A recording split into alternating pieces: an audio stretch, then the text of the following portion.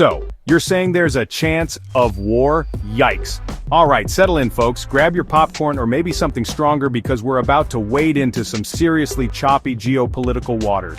Welcome to our channel. Today we're diving into a hypothetical but highly debated topic.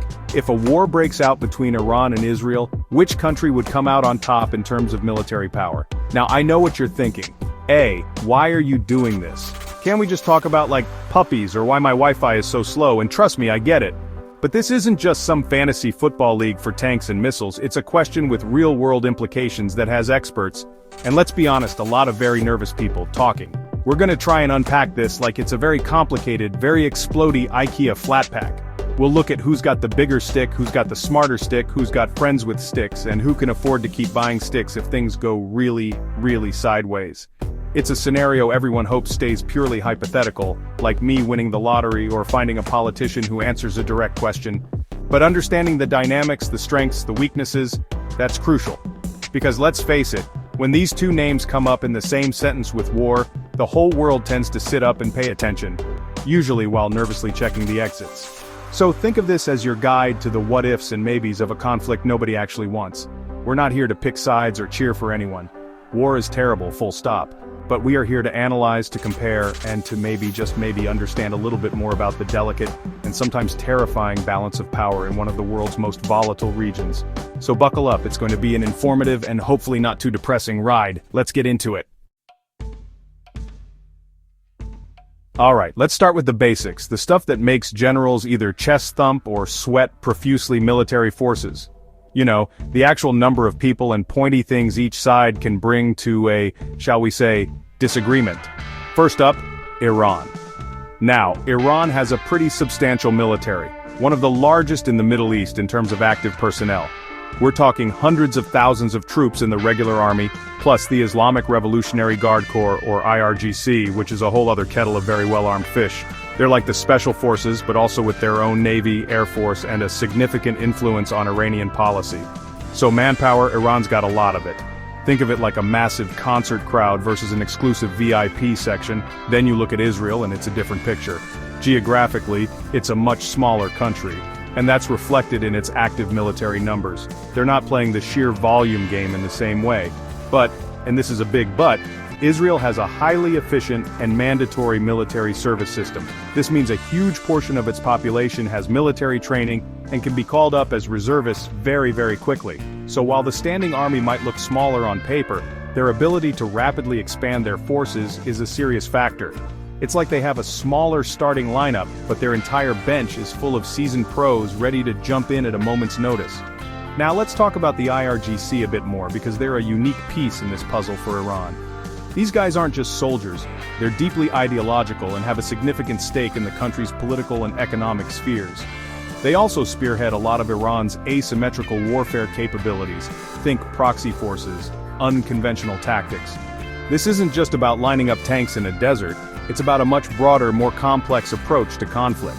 They're playing chess, while also occasionally flipping the board over. It makes them a formidable and often unpredictable opponent. On the Israeli side, the Israel Defense Forces, IDF, are renowned for their training, discipline, and experience. Given the neighborhood they live in, they've unfortunately had a lot of practice. This isn't a military that just drills, it's a military that has been in numerous conflicts and operates under a constant state of high alert. Their focus is often on qualitative superiority, making sure each soldier, each unit, is as effective as humanly possible. They're like that one student in class who might not say much but always aces the exam. You underestimate them at your peril because they've done the homework, and probably the extra credit too. When we look at ground forces, Iran has a significant number of tanks, armored vehicles, and artillery pieces. Many of these are older designs, some Soviet era, some domestically produced based on other models. Think of it as a very large collection of classic cars. Some might be a bit rough around the edges, but there are a lot of them, and they can still get you from A to B, or in this case, from one side of a battlefield to another. The sheer quantity can be a daunting factor, even if the individual components aren't always cutting edge.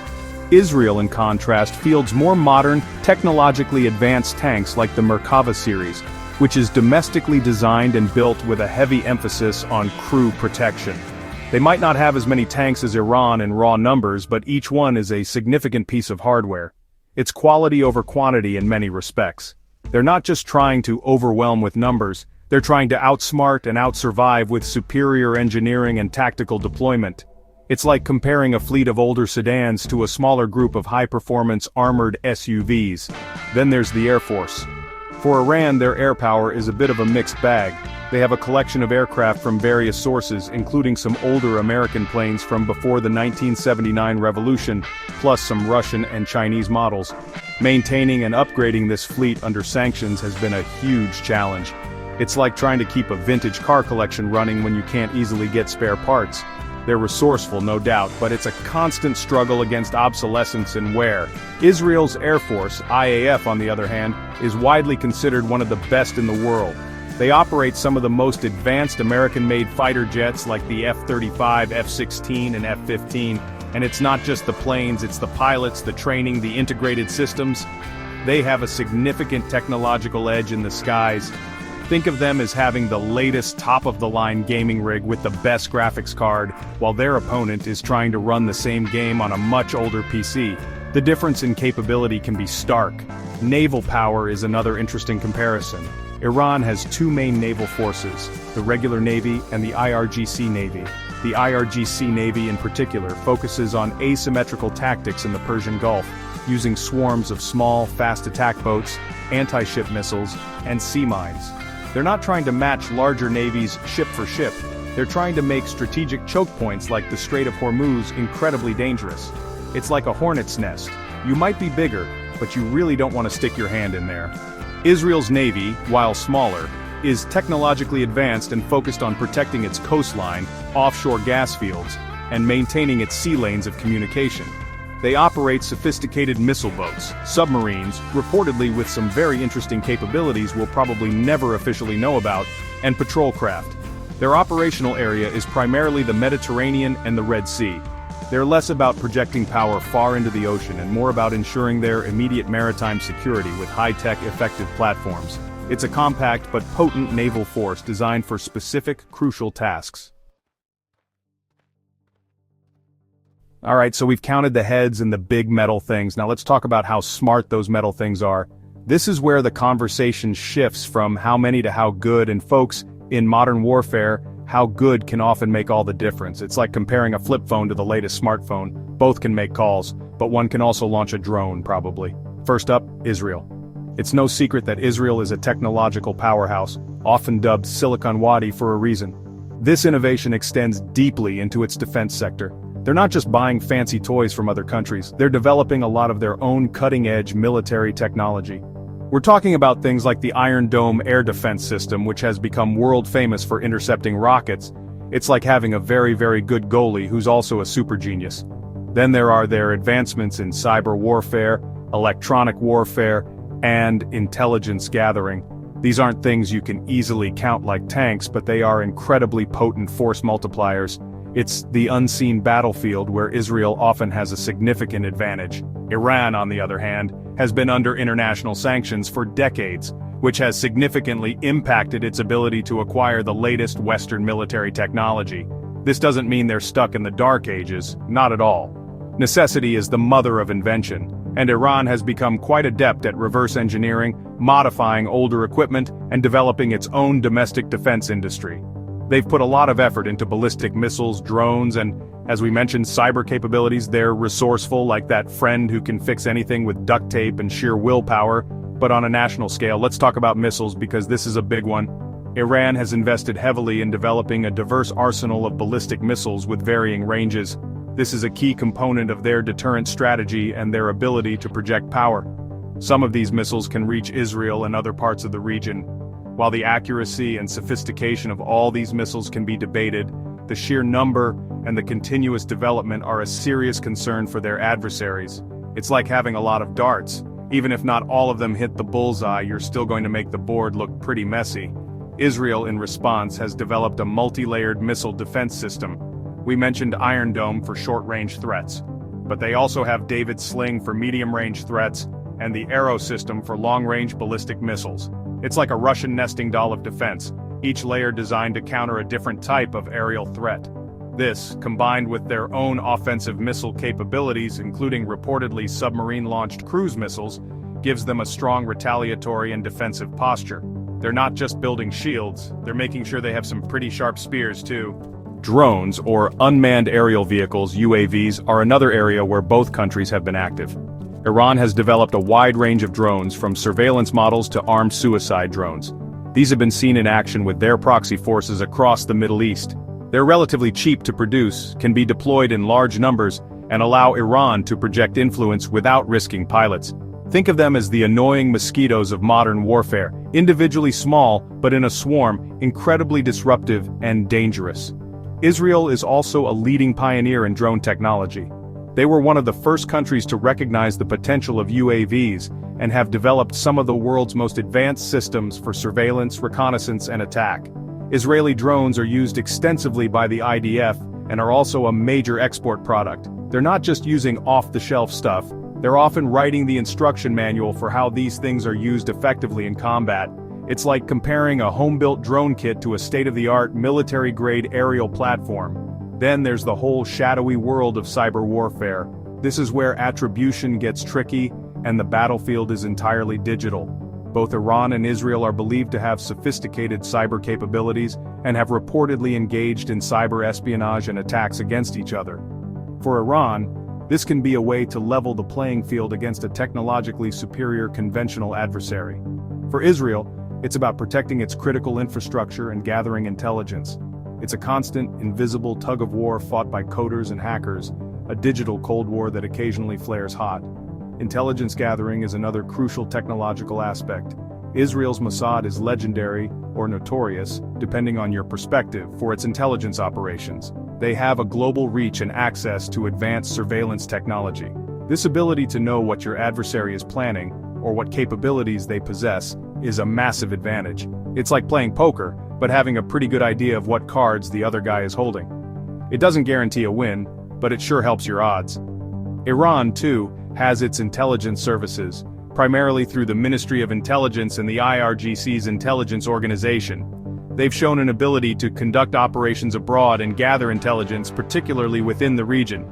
However, when it comes to high-tech satellite imagery, signals intelligence, and sophisticated cyber espionage tools on a global scale, Israel is generally considered to have a significant technological edge, often boosted by its close intelligence-sharing relationships, particularly with the United States.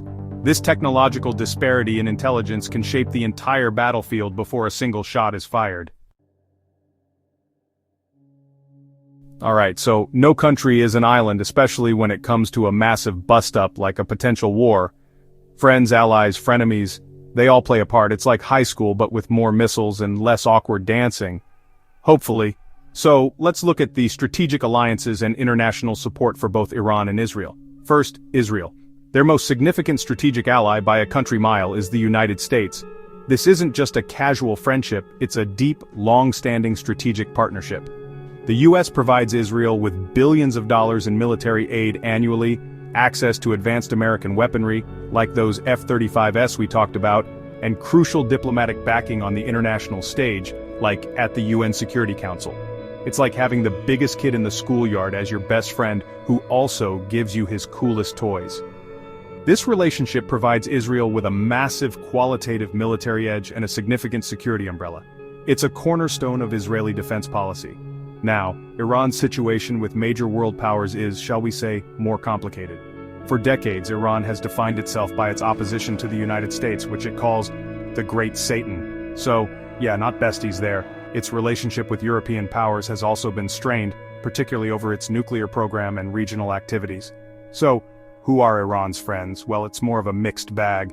They've cultivated relationships with countries like Russia and China, often based on a shared interest in countering US influence. Russia has been a key partner for Iran, particularly in Syria, where they've both supported the Assad regime. There's military cooperation, including arms sales from Russia to Iran, though this has been somewhat limited by international sanctions and Russia's own strategic calculations. China is more of an economic partner for Iran, particularly as a buyer of Iranian oil, especially when Western sanctions are tight. It's a relationship driven more by pragmatism and economic needs than a deep ideological alignment. Think of it as a business partnership that sometimes has strategic perks. Beyond major powers, Iran has focused heavily on building a network of proxy forces and allied militias across the Middle East. This axis of resistance includes groups like Hezbollah in Lebanon, Hamas and Palestinian Islamic Jihad in the Palestinian territories, Shia militias in Iraq, and the Houthis in Yemen. These groups allow Iran to project power, harass its adversaries, and engage in asymmetrical warfare without directly involving its own conventional forces. It's like having a bunch of smaller allies who can do your bidding, or at least cause a lot of trouble for your enemies, often at arm's length. Israel, while having the US as its main heavyweight ally, has also been working to improve relationships with some Arab states in the region, particularly through the Abraham Accords. Countries like the UAE, Bahrain, Morocco, and Sudan have normalized relations with Israel. This is a significant geopolitical shift, driven partly by shared concerns about Iran. While these might not translate into direct military alliances in a war with Iran, they do offer diplomatic support, intelligence sharing, and potentially logistical advantages. It's like making new friends in the neighborhood, which can change the local dynamics quite a bit. The European Union's stance is also important. While EU countries have often been critical of certain Israeli policies, they generally support Israel's right to exist and defend itself. With Iran, the EU has tried to play a more diplomatic role, particularly in trying to preserve the Iran nuclear deal, the JCPOA. However, concerns over Iran's human rights record, its ballistic missile program, and regional destabilization efforts mean that support for Iran from Europe in a conflict scenario would be virtually non-existent. They'd likely be calling for de-escalation and diplomacy, not picking sides militarily. Then there's the United Nations. In any major conflict, the UN Security Council would undoubtedly get involved, debating resolutions, calling for ceasefires, and generally trying to put out the diplomatic fires. However, with veto powers held by countries like the US, Russia, and China, decisive action can often be blocked if it goes against the interests of one of these permanent members. The US would likely use its veto to protect Israel from unfavorable resolutions, while Russia or China might do the same for Iran, depending on the circumstances. So the UN becomes more of a stage for diplomatic battles than a decisive actor in the conflict itself. In terms of broader international opinion, it's complex. Israel often faces criticism for its policies towards the Palestinians, which can impact public support in many countries. Iran, on the other hand, faces widespread condemnation for its human rights record, its nuclear ambitions, and its support for groups considered terrorist organizations by many Western nations. In a direct war, international sympathy would likely be fractured and heavily influenced by who is perceived as the aggressor and how the conflict is conducted. It's a PR battle as much as a military one. So when you tally it up, Israel has a very powerful, committed primary ally in the US, along with improving ties in its own region. Iran has more transactional relationships with major powers like Russia and China, and relies heavily on its network of non-state actors. This difference in alliance structures would profoundly shape the nature and potential international ramifications of any conflict. It's not just about who has more tanks, but who has more and more powerful friends willing to show up when things get real. Alright, let's talk about something that makes the world go round and also makes wars go round or grind to a halt: money. Economic capabilities. Because launching missiles, deploying troops, and fixing all the stuff that gets broken costs a staggering amount of cash. It's like planning the most expensive, most destructive party ever, and you have to keep it going. First, let's look at Israel. Israel has a highly developed, technologically advanced, and diversified economy. It's strong in sectors like high-tech, manufacturing, diamonds, bling, and tourism, though that might take a hit in a war, just guessing. Their GDP is substantial for a country its size, and they have a robust financial system. This economic strength allows them to invest heavily in their defense, both in acquiring advanced technology and maintaining a high level of military readiness. Think of it as having a very healthy bank account and good credit, allowing you to afford the best security system on the market. Furthermore, Israel has strong trade relationships with the US and Europe, and access to international financial markets. While a prolonged, high-intensity war would undoubtedly strain its economy, diverting resources, impacting production, scaring off investors, Israel is relatively well positioned to absorb economic shocks compared to many countries. They've also got experience managing their economy during periods of conflict, which is a grim kind of expertise, but expertise nonetheless. They can tighten their belts and have shown a societal resilience in doing so. Now let's turn to Iran. Iran's economy is a very different story. It's heavily reliant on oil and gas exports, which makes it vulnerable to fluctuations in global energy prices and, crucially, international sanctions. For years, particularly under U.S. maximum pressure campaigns, Iran's economy has been squeezed hard. Access to international finance is restricted, foreign investment is low, and inflation and unemployment have often been high. It's like trying to run a marathon with a heavy backpack full of economic restrictions. This doesn't mean Iran can't fund its military or a conflict. The Iranian government prioritizes military spending, especially for the IRGC and its strategic programs like missiles and drones. They've also developed a resistance economy model aimed at becoming more self-sufficient and resilient to external pressure. They're good at finding ways around sanctions, through smuggling, barter, and alternative financial networks. They're survivors, economically speaking, but it's a constant struggle. It's like trying to keep your car running on fumes and hope, but you somehow keep making it to your destination. A prolonged war would be incredibly damaging to Iran's already strained economy. The costs of mobilizing troops, replacing lost equipment, and dealing with potential damage to its infrastructure, including its vital oil facilities, would be immense. Unlike Israel, Iran doesn't have a wealthy superpower patron ready to foot the bill or provide massive economic bailouts. Its ability to sustain a long, conventional, high-intensity conflict from an economic standpoint is a significant question mark. They might have the will, but do they have the wallet for the long haul? Think about the cost of modern military hardware. A single advanced fighter jet can cost tens of millions, even over $100 million. A sophisticated missile can cost millions.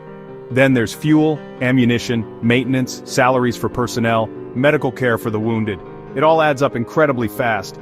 For Israel, the U.S. military aid package provides a significant offset for these costs, particularly for acquiring new equipment. It's like having a very generous uncle who helps pay for your expensive hobbies. Iran has to fund most of its military development and procurement domestically, or through more limited arms deals with countries like Russia or North Korea. This means they often have to make choices, quantity over quality, or focusing on asymmetrical capabilities like drones and missiles that offer a bigger bang for their buck, or rather, they're riled. They're trying to get the most strategic impact from a more constrained budget, which is a smart move, but it still has its limits when facing a technologically superior and better funded adversary. Another economic factor is the impact on civilian infrastructure and population. War inevitably disrupts daily life, damages infrastructure, roads, power plants, communication networks, and creates humanitarian needs. Rebuilding after a conflict is enormously expensive. For Israel, its compact size means that infrastructure is concentrated, but its robust economy and international links could aid in recovery. For Iran, with a larger landmass but a weaker economy and more international isolation, reconstruction would be a far greater challenge. The long-term economic scars could be deeper. Finally, consider the global economic impact. A major war between Iran and Israel, especially one that disrupts oil shipping through the Strait of Hormuz, a choke point through which a significant portion of global oil supply passes, could send oil prices skyrocketing. This would have ripple effects across the entire global economy, potentially triggering recessions in other countries. This global economic fallout is one reason why many international powers would be desperate to prevent or quickly halt such a conflict. It's not just a regional problem, it becomes everyone's expensive headache. So, in the grim accounting of war, Israel appears to have a more resilient and robust economic base, better access to international finance, and significant external support, giving it an advantage in sustaining a costly conflict. Iran, while resourceful and capable of funding its priority military programs, faces severe economic constraints that would likely be exacerbated catastrophically by a prolonged, large-scale war. Money may not be everything in war, but it's definitely a lot. Alright, last but definitely not least, let's talk about real estate. But not the kind you buy, the kind you fight over, or from, geographical factors. Because where you are, what your neighborhood is like, and what the terrain looks like can be a massive advantage or a massive pain in the neck when it comes to war. It's like playing Risk, but with actual lives and, less plastic horsemen. First, Iran. Iran is a large country, a very large country with diverse and often rugged terrain. It has mountains, deserts, and a long coastline on the Persian Gulf and the Caspian Sea. This size and terrain offer what's known as strategic depth. What does that mean? It means it's hard to invade and occupy. An attacking force would have to cover vast distances, deal with difficult landscapes, and potentially face a protracted insurgency. Think about Napoleon in Russia, or various empires in Afghanistan. Big, rugged countries are tough nuts to crack. This is a significant defensive advantage for Iran. Israel, by contrast, is tiny. It's a small, narrow strip of land. This lack of strategic depth has been a central concern for Israeli military planners for decades. It means that population centers, critical infrastructure, and military bases are all relatively close to potential front lines or within easy range of enemy missiles. There's not a lot of room to trade space for time. It's like living in a very small apartment. There's nowhere to hide if things get messy. This makes early warning and rapid response absolutely critical for Israel. However, a key geographical factor separates Iran and Israel. They don't share a border. This is huge.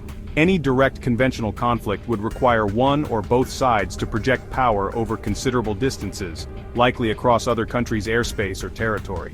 This immediately brings in a whole host of complications. Overflight rights, the potential for the conflict to spread, and logistical nightmares.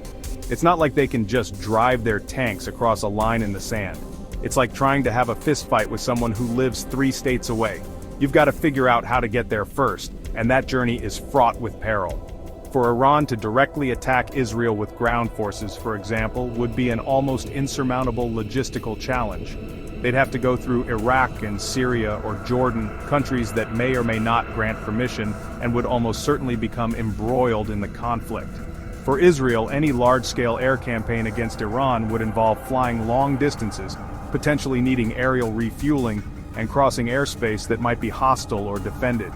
This distance is a kind of buffer, but also a challenge for offensive operations for both. The Persian Gulf is a key geographical feature for Iran. Its long coastline and control over the northern side of the Strait of Hormuz give it significant leverage. As we mentioned, Iran can threaten to disrupt shipping in this vital waterway, which would have global consequences. The relatively shallow and confined waters of the Gulf are also well suited to Iran's asymmetrical naval tactics, like using swarms of small boats and mines. It's their home turf, and they know how to use it to their advantage. Israel's access to the sea is primarily through the Mediterranean, giving it links to Europe and the Atlantic, and a smaller outlet to the Red Sea via the Gulf of Aqaba, which is crucial for trade with Asia. Protecting these sea lanes and its offshore gas platforms in the Mediterranean is a key naval priority. The geography here is more open ocean compared to the Persian Gulf, suiting a different kind of naval strategy focused on technologically advanced ships and submarines. Another geographical factor for Israel is its proximity to Iran's proxy forces. Hezbollah in Lebanon and Syria is right on Israel's northern border. Hamas and other militant groups are in Gaza, on its southwestern border. This means Israel faces potential threats from multiple directions, close to home, even without a direct confrontation with Iran itself. It's like having hostile neighbors on every side of your small property, constantly testing your fences. This requires a constant state of vigilance and a dispersed defensive posture. Iran, while larger, also has its own neighborhood watch issues. It borders several countries with varying degrees of stability, including Afghanistan and Iraq. While these don't pose the same kind of existential threat that Israel perceives from its neighbors, they do require military attention and resources for border security and managing regional influences. It's a big yard to maintain, with lots of different things happening along its extensive fences. Finally, consider the urban factor. Both countries have significant population centers. Warfare in urban areas is notoriously difficult, costly, and devastating for civilians. If a conflict were to escalate to include attacks on major cities, the humanitarian consequences would be catastrophic, and achieving clear military objectives would be incredibly challenging. This is a geographical reality that acts as a grim deterrent, or at least it should for any planner considering such options. The human geography is as important as the physical, so Iran's size and terrain offer defensive advantages, while its distance from Israel presents offensive challenges. Israel's small size makes it vulnerable but also fosters a highly agile and technologically focused defense, while its immediate neighborhood presents constant, close-range threats. The lack of a shared border fundamentally shapes how any conflict might unfold, making it more likely to be an air and missile affair, or a conflict fought through proxies rather than a massive land invasion. Geography, as always, sets the stage. Phew! Okay, that was a lot to take in, right? We've looked at the armies, the gadgets, the friends, the bank accounts, and the real estate. So the billion-dollar question, if Iran and Israel did go to war, who would win? Well, if you're looking for a simple answer, I'm afraid you've come to the wrong place. The truth is, in any modern war between reasonably well-matched, in different ways, adversaries, especially in such a volatile region, the idea of a clear winner is complicated. It's not like a football game where there's a final score and everyone goes home. The costs, human and economic, would be devastating for both sides, and for the region. Israel likely has the technological and conventional military edge, especially with US support. Their air force, missile defense, and intelligence capabilities are top tier. However, Iran has strategic depth, a massive population, a resilient if strained domestic arms industry, and a proven willingness to engage in asymmetrical warfare and utilize proxy forces, which could make any conflict a long, bloody, and inconclusive slog. It's not just about who has the shiniest toys, but who can endure the most pain and inflict unpredictable damage. Ultimately, any such war would be a catastrophic failure of diplomacy and a tragedy for everyone involved. The winner might just be the side that loses less, or the side that achieves some very limited Pyrrhic objectives at an enormous cost. Thanks for watching. Don't forget to like, comment, and subscribe for more in-depth analyses on global military powers. Let us know in the comments who you think would win in this hypothetical showdown. Or better yet, how we can make sure questions like this remain firmly in the realm of the hypothetical. Stay safe out there.